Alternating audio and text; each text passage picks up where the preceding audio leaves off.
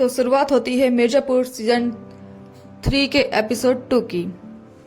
तो हम शुरुआत में देखते हैं कि जहाँ पर एक पेड़ लगा हुआ है, पीपल का बड़ा सा पेड़, उसके नीचे 3 लोगों को बांध रखा हुआ है। उसके पास 4 लोग बैठे हुए हैं। खटिया पर एक आदमी बैठा है बड़े बड़े बालों वाला, और वो नोटें गिन रहा है।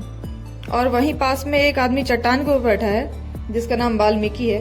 वो टीले के ऊपर बैठकर किसी साधु बाबा के प्रवचन का व्याख्यान कर रहा है, और 2 लोग बाइक पर बैठे हैं जो उसे सुन रहे हैं। और वही आदमी जो प्रवचन दे रहा था थोड़ी देर में अपनी बंदूक उठाता है और पेड़ से बंधे 3 लोगों को एक एक करके मार देता है, बातें करते करते ही। फिर वही आदमी जो प्रवचन दे रहा था जिसका नाम वाल्मीकि है, उसको आईजी दुबे का फोन आता है और वो बाकी लोगों से कहता है कि चलो मैक्सिको निकलना है। तो वो लोग बड़े हैरानी से उसको देखते हैं, तो कहता है अरे मिर्जापुर चलना है।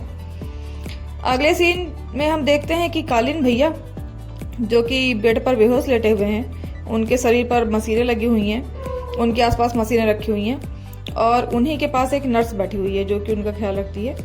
और थोड़ी दूर पर शरद है, और शरद के साथ ही सोफे पर बैठा है भरत त्यागी।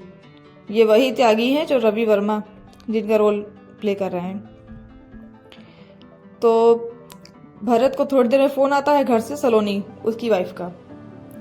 तो वो बाहर निकल कर बात करने लगता है। तो सलोनी उसको बोलती है कि आप कब घर आ रहे हैं, यही सब। फिर शरद पूछता है भाभी कैसी हैं, ठीक तो है ना? तो भरत बोलता है और पानी पीने लगता है। तो शरद बोलता है हम भी गुजरे हैं इसी फीलिंग से। भरत कहता है कौन सी फीलिंग? शरद, अगर हम अपने पापा के साथ खड़े होते तो नियति कुछ अलग होती। उनके चले जाने का ब्लेम हम खुद पर लेते रहे हैं, जैसे छोटे की डेथ का ब्लेम तुम अपने आप पर लेते रहे हो। तो भरत बोलता है कि ऐसा कुछ नहीं है, लौंडिया के चक्कर में हम पर बंदूक उठाया था। और इसी समय आते हैं दद्दा त्यागी उन लोगों के पास और पूछते हैं त्रिपाठी जी कैसे हैं। दद्दा त्यागी के साथ एक आदमी आता है जो टिफिन में कुछ खाना लिए होता है। तो दद्दा को शरद बताता है कि डॉक्टर ने बोला है 10% चांस है। तो दद्दा त्यागी कालीन भैया के कमरे में झांकते हैं और बोलते हैं कि बाहुबलियों के लिए इतना काफी है, जी जाएंगे।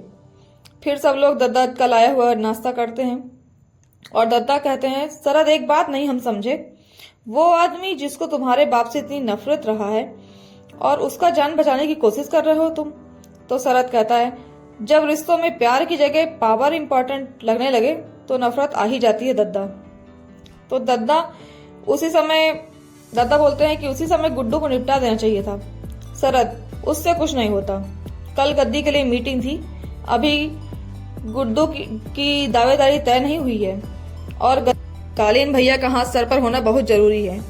अगले सीन में हम गुड्डू के घर के बाहर चाय पीते हुए उसी आदमी को देखते हैं जिसका नाम वाल्मीकि है। तो पूछता है ये चारों तरफ किलाबंदी क्यों है? तो चाय वाला बोलता है अरे बाहुबली की कोठी है, कोई म्यूजियम तो नहीं है। कोठी के अंदर का सीन आता है तो गुड्डू सोफे पर बैठे हुए कुछ सोच रहा था और गोलू अखबार पढ़ रही थी। इतने में ही बीना भाभी आती हैं और गोलू और गुड्डू से पूछती हैं शरद हमारा हाल चाल पूछे कि नहीं? तो फिर गोलू बताती है कि बहुत ओवर कॉन्फिडेंट लग रहे थे, बहुत सारे बाहुबलियों का सपोर्ट भी जुटा लिए हैं, हमें लगता है कालीन भैया उसी के पास है। फिर बीना कुछ सोचती है और फिर गुड्डू से कहती हमसे पूछे क्यों नहीं, ऐसे धड़धड़ाते चले क्यों गए? तो गुड्डू कहने लगता है आप दोनों के कहने की वजह से हम मीटिंग में गए थे, अब हम जो कहेंगे वही होगा। धंधा सेट करते हैं, धंधे में ही पावर है, धंधा सेट हो जाएगा पावर अपने आप आ जाएगी। इतना बोलकर वो आगे रखी हुई मेज में जाकर बैठ जाता है। तभी हम देखते हैं कि एक आदमी जो घर के सामने वाली पानी की टंकी के ऊपर बैठा हुआ है, गुड्डू के ऊपर बंदूक से निशाना लगाए हुए है। और उसके बाद वो फोन करके वाल्मीकि को बताता है कि निशाना एकदम सेट है। और फिर अपने जेब से टिश्यू पेपर निकाल कर हवा में लहरा कर देखता है कि हवा किस तरफ है। और जैसे ही वो निशाना साधने की कोशिश करता है, बीना आकर उसके सामने वाली चेयर में आकर बैठ जाती है। तो फिर वो वाल्मीकि को फोन करके बताता है कि मिसेस त्रिपाठी सामने आकर बैठ गई और हवा का रुख भी कुछ अपोजिट है। तो वाल्मीकि उससे कहता है कि तुम अभी कुछ मत करना, अभी केवल गुड्डू पर नजर रखो। और इसके बाद हम देखते हैं कि गुड्डू पंडित 3 गाड़ियों के काफिले को लेकर त्रिपाठी जी की फैक्ट्री में जाता है, जहां पर वहां जो वर्कर होते हैं वो जमीन में बैठ के खाना खा रहे होते हैं। तो वो गुड्डू उनको खाना परोसने लगता है, तो वो उसको देख के डर जाते हैं। फिर सब कहते हैं कि गुड्डू भैया हम आप ही के साथ हैं। तो वो कहता है यहाँ फैक्ट्री में काम क्यों बंद है। तो लोग उसे बताते हैं कि किस कारण से काम बंद है। तो वो उन सबको फटकारता है। उसके बाद हम अगला सीन देखते हैं कि गोलू एक कॉलेज के कॉरिडोर पे वॉक कर रही थी और जाके मिलती है एक टीचर से, जहाँ टीचर एक लिस्ट हाथ में पकड़े होते हैं उसे दे देते हैं। वो लिस्ट होती है कुछ होनहार बच्चों की। तो फिर वो कहती है कि वो टीचर उससे कहते हैं कि जरा एग्जाम तो हो जाए। तो गोलू कहती है हम नौकरी देने ही तो आए हैं। तो फिर टीचर उसे रूम में लेके जाते हैं जहाँ बच्चे बैठे होते हैं। तो जिन लड़कों की लिस्ट टीचर ने पकड़ाई थी उनको वहां रोक लेती है, बाकी बच्चों को बाहर भेज देती है और कहती है कि हमें ऐसे लोगों की जरूरत है जो दिमाग से तेज हों और हमारे लिए काम कर सकें। तो शायद वो लोग काम करने के लिए राजी हो जाते हैं। फिर हम देखते हैं फैक्ट्री में बहुत तेजी से मशीनें सब चल रही हैं और कुछ लड़के हैं जो वहां पर निशाना लगा रहे हैं और व्यापारी जो बंदूक खरीदने वाले हैं वो बहुत खुश हैं। चलो ठीक है, मतलब बिजनेस फिर से शुरू हो गया।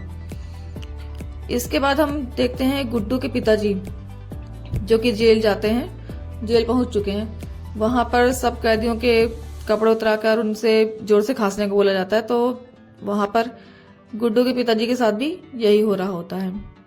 इसके बाद जब वो जेल के अंदर जा रहे होते हैं तो कई सारे कैदियों को देखते हुए धीरे धीरे जा रहे थे।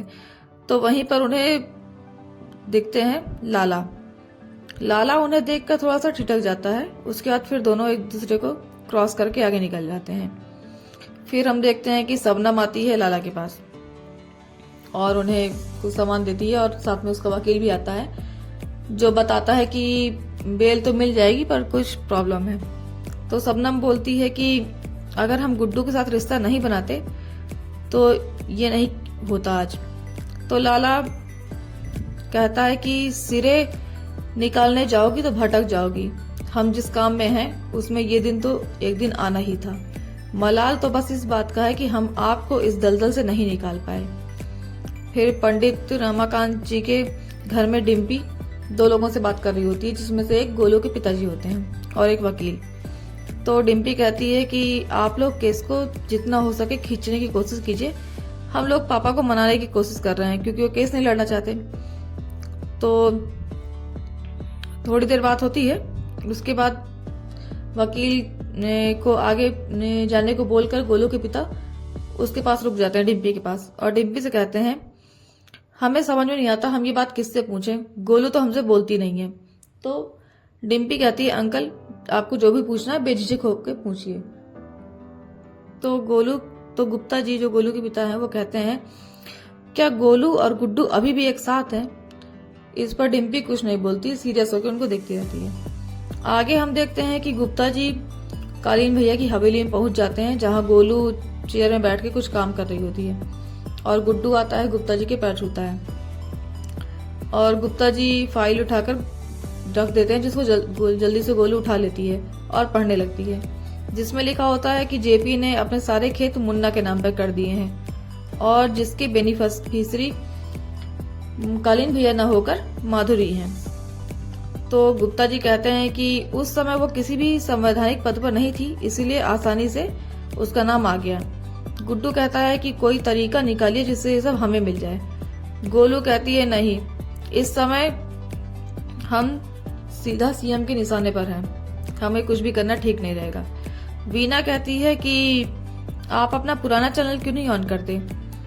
तो गोलू कहती है लाला जेल से बिजनेस ऑपरेट नहीं कर पाएंगे। तो वीना कहती है उसकी बेटी तो बाहर है और उसके बाद गोलू की ओर देखकर कहती है सबनम तो क्लोज है आपके। इस पर गोलू बहुत गुस्सा हो जाता है और बड़े गुस्से से चिल्लाते हुए कहता है चाय मिलेगी यहाँ पर, ये अंदर आके अदरक कूटे। फिर उसके बाद गुप्ता जी गोलू को एक कवि सम्मेलन का कार्ड देते हैं जहां पर मुख्य अतिथि के रूप में एक नेता आ रहा होता है। तो गोलू से कहते हैं कि जेपी तो अब अंडरग्राउंड है, इससे मिलो शायद कुछ बात बन जाए। तो गोलू हाँ में सिर हिलाती है। तो वो कभी सम्मेलन हो रहा होता है भदोही में। तो वीना चली जाती है कमरे में अपने बेटे को सुलाने के लिए और राधा को बुलाकर कहती है आज रात एक पुड़िया का इंतजाम करो। तो राधा कहती है कि पुड़िया कौन लेगा, पुड़िया तो मुन्ना भैया को देते थे। तो वीना बोलती है सब मुन्ना ही होते हैं। अगले सीन में हम देखते हैं कि शरद जेल जाता है और लाला से मिलता है। तो लाला से कहता है कि आपके दोस्तों की उल्टी गिनती शुरू हो गई है। लाला बोलता है हम तो फकत व्यापारी आदमी हैं, हमारा मुनाफा ही दोस्त है और घाटा दुश्मन, इसके अलावा ना कोई दोस्त और ना कोई दुश्मन। शरद कहता है वही बात तो करने आए हैं, आप जेल में हैं मतलब घाटा, सुना है आपकी बेल अटकी हुई है, करवा दें। लाला कहता है अगर खुली हवा में बातचीत हो सके तो शायद हमारा फैसला बदले। तो शरद कहता है लेकिन इस डील में यू टर्न की गुंजाइश नहीं है, जितना पैसा आप चाहेंगे आपको मिलेगा और जितना माल हमें चाहिए हमें मिलना चाहिए। फिर हम एक नई सीन में देखते हैं कि शरद के सामने एक आदमी बैठ के सिगरेट पी रहा होता है और बोलता है सारे मार्केट का माल आपकी गाड़ी में है भैया, पर आप बहुत बड़ा रिस्क ले रहे हैं, सीएम आपकी सुनेंगी नहीं। और इसी के साथ हम देखते हैं कि जो सीएम है माधुरी, वो एक मीटिंग कर रही होती है जहाँ पे कई सारे कैबिनेट के मंत्री बैठे होते हैं और वो सभी लोग सीएम को ये कह रहे होते हैं कि आपने जो भय मुक्त प्रदेश बनाने की कोशिश की है उसके कारण काफी नुकसान हो रहा है। वो सभी लोग कहते हैं कि जो सरकार है वो दो तरीके से चलती है, एक पैसे से और एक पावर से, और ये जो आपने भय मुक्त प्रदेश बनाने के कारण बाहुबली काफी डरे हुए हैं, इससे सरकार चल नहीं पाई। तो वो एक से पूछती है कि आप किसानों को पैसे क्यों नहीं दे रहे हैं। तो कहते हैं कि अरे जनता की याददाश्त बहुत कमजोर होती है, चुनाव आने दो, चुनाव के समय सब दिया जाएगा। तो कहते हैं कि तो माधुरी थोड़ा गुस्सा हो जाती है और कहती है कि हम यहाँ गूंगी गुड़िया बनकर बैठने नहीं वाले हैं, जिसको अगर कोई समस्या हो तो वो इस्तीफा दे दे, वरना हम इस्तीफा खुद लिखवा लेंगे। और मीटिंग से उठ कर चली जाती है। फिर आगे अपने पीए से बोलती है आईजी दुबे को बोलिए हम ज्यादा इंतजार नहीं कर पाएंगे। तो पीए बोलता है मैडम शरद कुछ प्रस्ताव लेकर आए हैं। माधुरी मिलने से इनकार कर देती है, नहीं मिलना। अब हम आगे देखते हैं कि आगे के सीन में हम देखते हैं कि जो आदमी गुड्डू पर नजर बनाए होता है वो आईजी को फोन में बताता है कि 3 दिन से घर से फैक्ट्री, फैक्ट्री से घर, बस यही चल रहा है, 3 गाड़ियों का काफिला निकलता है। आईजी कहता है अच्छा। तो आगे आदमी बोलता है कि कोई सोल्यूशन, आईजी से कहता है कि प्रॉब्लम तो बता दिया, सोल्यूशन भी बताओ। तो आदमी कहता है सोल्यूशन है पर थोड़ा कैश लगेगा। तो कहता है हमने आसपास पूछताछ की है। फिर आईजी कहता है किसे खरीदना है। तो आदमी कहता है सर आपको पहलवानी का शौक है? गुड्डू को है, पैसे भिजवाइए हम देखते हैं, कुएं को ही प्यासे के पास ले आएंगे। तो अगले सीन में हम देखते हैं कि जो आदमी पहलवानी कराता है, जो पहले गुड्डू का गुरु भी था, वो आदमी गुड्डू से मिलने आता है और कुछ मिठाई लेके आता है और जो कंपटीशन हो रहा है पहलवानों का, उसकी प्रतियोगिता का चीफ गेस्ट बनाने के लिए उसका कार्ड लेकर आता है। तो गुड्डू कहता है इतने शॉर्ट नोटिस पर बुलाया है, देखते हैं। फिर वो आदमी चला जाता है। तो गोलू बोलती है सही किया, लास्ट में बुलाए हैं, मत जाइए, कुछ गड़बड़ हो सकता है। गुड्डू बोलता है क्यों, हम तो जाने का सोच रहे हैं। गोलू अब जब कालीन भैया नहीं है तो लोगों को पता चलना चाहिए कि गुड्डू पंडित ही है अब यहाँ के बाहुबली, जनता से जुड़ना पड़ेगा, इसलिए जाना ठीक रहेगा। गोलू कहती है ठीक है, हम भदोही से लौट आए तब चलते हैं साथ में। तो गुड्डू कहता है कि नहीं तुम जाओ, हम चले जाएंगे, हमें प्रोटेक्शन की जरूरत नहीं है, हम डर डर के जीने के लिए बाहुबली नहीं बने हैं। गोलू कहती है ठीक है, पर हमारे आने से पहले मत जाइएगा। तो गोलू निकल जाती है भदोही कवि सम्मेलन में उसके चीफ गेस्ट से मिलने के लिए, जो कि नेता है कोई। तो गोलू जहां पहुंचती है तो पीछे बैठती है, तो चीफ गेस्ट की नजर पड़ती है गोलू पे, तो फिर उसको बुलाता है मंच के पीछे मिलने के लिए। तो गोलू से कहता है कौन हो तुम? तो वो कहती है हम कार्यकर्ता हैं मिर्जापुर कॉन्स्टिट्यूएंसी से। तो वो जो आदमी होता है नेता, वो थोड़ा बदतमीज टाइप का होता है, तो गोलू उससे गलत बातें करने लगता है। फिर गोलू उसे उसी की भाषा में जवाब देती है। फिर वो आदमी जब देखता है कि गोलू के साथ इतने सारे बाहुबली भी हैं, बंदूकधारी, तो बोलता है क्या चाहिए, पैसा? गोलू कहती है नहीं, पता चाहिए जेपी यादव का कहाँ छिपा हुआ है। तो वो नेता कहता है प्रेतों के पते नहीं होते हैं, अंडरग्राउंड हो गया वो खुद, और हमको डुबा गया, हमको राजनीति में अछूत बना गया। गोलू बोलती है आप राजनीतिक अछूत, हम अपराधी, ये डील से हम दोनों का फायदा होगा। तो वो आदमी गोलू के कंधे पर हाथ रखता है और बोलता है प्यार से कहेंगी तो कॉम्प्रोमाइज करेंगे। तो गोलू कहती है पोस्टर बड़ा करना है तो ये छोटी हरकतें छोड़ दीजिए नेताजी, आपके लिए बड़ी प्लानिंग की है, जेपी का पता लगाइए। और इतना बोलकर गोलू वहां से चली जाती है और गोलू के साथ जो उसके अंगरक्षक आए थे वो भी चले जाते हैं। फिर नेताजी वापस कवि सम्मेलन में आकर बैठ जाते हैं। तो एक कवि होता है तो कुछ प्रेम की कविता सुना रहा होता, तो जो नेताजी के साथ उनका खास चमचा था वो कहता है कि ये क्या मजनूगिरी सुना रहे हो, ये राष्ट्रवादी कवि सम्मेलन है, कुछ बढ़िया सुना। उसके बाद वो कवि आ जाता है एकदम जोश में और नेताओं की बहुत ही बेइज्जती करने वाली कविता सुनाता है, जिस पर सारे लोग उछल उछल कर तालियां बजाने लगते हैं। इसके बाद हम देखते हैं कि गुड्डू पहुंच जाता है पहलवानी के कंपटीशन में। तो उसके साथ जो उसका बॉडीगार्ड होता है वो कहता है कि गोलू दीदी ने रुकने के लिए बोला है, तो रुक जाते हैं, मिल के जाने के लिए कहा है। तो कहता है अरे अंदर मिल लेंगे, और वो बिना गोलू का इंतजार किए हुए अंदर चला जाता है कंपटीशन में। तो वहां वो चीफ गेस्ट की कुर्सी में जाकर बैठ जाता है। तो गोलू आ रही होती है भदोही से, तो नाकेबंदी में फंस जाती है। वहां देखते हैं कि इंस्पेक्टर सारी गाड़ियां चेक कर रहा होता है, उन्हें कोई टिप मिली होती है। तो और उधर हम देखते हैं कि जो वाल्मीकि है एक सरकारी कर्मचारी है, तो आईजी के कहने पर गोलू का एनकाउंटर करने यहाँ पर आया है और उसके साथ उसकी पूरी टीम है। वो लोग तो इस जो पहलवानी का कंपटीशन हो रहा है इसमें आते हैं एक सुपरस्टार। तो जो वहां का ऑर्गेनाइजर होता है वो कहता है कि वाल्मीकि से बोलता है कि चीफ गेस्ट आपने गोलू को बना दिया है और वो सुपरस्टार भी आ रहा है, कहीं कोई गड़बड़ तो नहीं हो जाएगी। वो जानता है कि वो ये लोग इसका एनकाउंटर करने आए हैं, तो वो कहता है कि कोई गड़बड़ नहीं होगी, तुम दोनों को स्टेज पे भेज देना, एक नाम अनाउंस कर देगा विनर का और दूसरा ट्रॉफी दे देगा, कोई गड़बड़ नहीं होगी। इसके बाद वाल्मीकि आईजी को फोन करके अपनी पूरी प्लानिंग बताता है। आईजी कहते हैं तुम श्योर हो? वाल्मीकि कहता है हाँ, प्रसाद चढ़ा चुके हैं सर। फिर हम सीन देखते हैं सीएम के घर का। जो आईजी फोन करता है सीएम को और बताता है कि मैडम हमारी टीम गुड्डू हमारी टीम के निशाने पर है, किसी को कोई खबर नहीं होगी, बस आप ऑर्डर दीजिए। तो सीएम बोलती है गो अहेड। धीरे धीरे वाल्मीकि की टीम अपने काम पे लग जाती है, गुड्डू के सभी बॉडीगार्डों को धीरे धीरे मार देती है। तभी उधर नाकाबंदी में गोलू अपने पापा को देखती है और चिल्ला के अपने पापा को बुलाती है और कहती है कि क्या हो रहा है यहाँ, हमें निकलना है यहाँ जल्दी। तो उसके पापा उसके लिए रास्ता खाली करवाते हैं और उसकी गाड़ी को निकाल देते हैं। फिर गोलू फोन करती है गुड्डू को और कहती है कि हम रास्ते में हैं, नाकाबंदी में फंस गए थे, बस आ रहे हैं। तो गुड्डू बोलता है अब आके कोई फायदा नहीं, प्रतियोगिता खत्म हो गई है।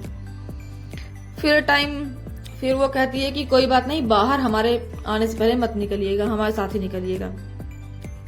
उसके बाद टाइम आता है विनर अनाउंस करने का। तो दोनों को, गुड्डू को और सुट्टन झा जो कि सुपरस्टार है, उसको बुलाया जाता है स्टेज पे। तो सुट्टन जो होता है वो गोलू को जानता नहीं है, तो वो अपने साथ में खड़े आदमी से पूछता है कि ये कौन है। तो गुड्डू उससे पूछता है सुट्टन से कि सुपरस्टार हो? तो कहता है, सुट्टन थोड़ा बदतमीजी करता है, कहता है नहीं गुंडा है। तो गोलू कहता है बड़े अच्छे गुंडा हो, बहुत बड़े गुंडा हो। तो फिर वो ऑर्गेनाइजर से पूछता है कि ये कौन है? तो वो कहता है कि ये यहाँ के सुपरस्टार है गुड्डू भैया, अगर सही सलामत घर जाना है तो इनसे साथ ठीक से बात करो।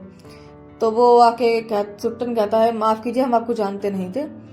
तो गुड्डू का जाता है गुस्सा, कहता है तुम्हारे चेहरे का नक्शा बिगाड़ देंगे। तो तुम कहता है हम आपको पहचानते नहीं थे। तो कह रहा है तुम्हारे चेहरे का नक्शा बिगाड़ देंगे तो फिर तुम्हें कोई नहीं पहचानेगा। उसके बाद हम देखते हैं कि ये लोग जा ही रहे थे स्टेज में, तो जो वाल्मीकि के आदमी थे वो गुड्डू पर गोलियां चलाना शुरू कर देते हैं और इसी के साथ अफरा तफरी का माहौल शुरू हो जाता है। सब लोग यहाँ वहां भागने लगते हैं। गुड्डू भीड़ में छुपता छुपाता भागता है और वैसे उसकी बंदूक गिर जाती है। वो बंदूक को पकड़ने के लिए उठाता है लेकिन मतलब पकड़ नहीं पाता है। फिर वो छुपता हुआ भागता है तो सारी भीड़ यहाँ वहां भाग रही होती, तो गुड्डू भीड़ के बीच बीच से निकल के छिपता भागता है और एक ऐसी जगह पहुंच जाता है जहां पर एक्सरसाइज के बहुत सारे भारी भारी सामान रखे होते हैं। तो जहां पर वो पहुंचता वहीं बाहर की ओर से वाल्मीकि उसको घेर लेता है अपनी पूरी टीम के साथ और एक एक लोग को टीम के अंदर भेजता है कि जाके मारो। तो वो गुड्डू उनको उसी एक्सरसाइज वाली चीजों से पटक पटक कर मार देता है, लगभग सारी टीम को मार देता है। उसके बाद जो वाल्मीकि होता है वो बाहर से गोलियां चलाता है पूरे पंडाल में। तो गोल जो गुड्डू है वो यहाँ वहां बचता हुआ मतलब बचने की कोशिश करता है। फिर बाहर निकल के भागने के लिए वो अपनी गाड़ी में बैठ रहा होता है। जैसे गाड़ी का गेट ओपन करता है वाल्मीकि उस पर बंदूक ताने खड़ा होता है। वाल्मीकि जैसे ही गोली चलाने वाला था तभी पीछे से आवाज आती है गोलू की गाड़ी के आने की और गोलू की गाड़ी आते ही वाल्मीकि को उड़ा देती है, मतलब टक्कर कर देती है। तो वाल्मीकि जाके बहुत दूर जाके गिरता है। तो वाल्मीकि के हाथ में जो बंदूक थी वो उठाने की कोशिश करता है तो जल्दी से गुड्डू उसके हाथ में अपना पैर रख देता है। उसके बाद वाल्मीकि मर जाता है। तो गुड्डू उसे अपने पैर से ही सीधा करके कहता है किसने भेजा है, और जब देखता है तो उसके कमर में वो सरकारी पट्टा लगा होता है जिसमें बंदूक रखते हैं। तो कहता है ओहो आप तो सरकारी हैं, सरकारी काम से आए हैं। तो गुड्डू उसी गन उठा लेता है। गोलू बोलती है काम खत्म करिए और निकलिए यहाँ से। तभी सुट्टन दोबारा वहां आ जाता है और गोलू को देख के बोलता है गुड्डू भैया हमें माफ कर दीजिए, हम सुट्टन आपको पहचाने नहीं थे। तो गुड्डू क्या करता है कि उसी सरकारी बंदूक से सुट्टन को मार देता है। तो सब जो गोलू के साथ जो लोग थे वो हैरान हो जाते हैं, गुड्डू को तरफ देखते हैं कि ये क्या किए। तो गुड्डू कहता है आपदा को अवसर में बदल दिए और वही सरकारी गन वाल्मीकि के हाथ में फिर से रख देता है। उसके बाद हम देखते हैं मीडिया में खबर चलाई जा रही है कि प्रदेश में एक सुपरस्टार की हत्या हो गई है। प्रदेश में जो माधुरी सीएम है उसके खिलाफ नारे लगते हैं कि प्रदेश में कोई न्याय व्यवस्था नहीं है, सब कुछ बेकार चल रहा है। इसके बाद हम अगला सीन देखते हैं तो उसमें दिखाया जाता है कि कालीन भैया और उनके जो पिताजी हैं उनके जो मूर्ति लगी होती है चौराहे पर, उसको गुड्डू पंडित उतारता है और हथौड़े से मार मार कर तोड़ देता है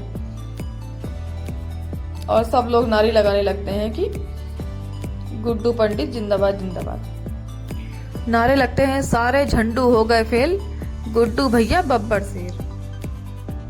और हम अगले सीन में देखते हैं कि अखंडानंद त्रिपाठी यानी कि कालीन भैया को होश आ जाता है और वहीं पास में दद्दा सोफे में या कुर्सी में बैठे मतलब सो रहे होते हैं, ऊँग रहे होते हैं। तो अखंडानंद त्रिपाठी जैसे उन्हें होश आता है वो उठकर बैठ जाते हैं। मुझे समझ में नहीं आता है कि ये इतने दिनों से बेहोश आदमी अचानक उठ के कैसे बैठ जाएगा, मतलब थोड़ा बहुत संभलेगा फिर धीरे धीरे उठेगा। वो टीवी वाले अचानक बिल्कुल एकदम उठ के बैठ जाते हैं, बिल्कुल पता नहीं कहाँ की एनर्जी आ जाती है।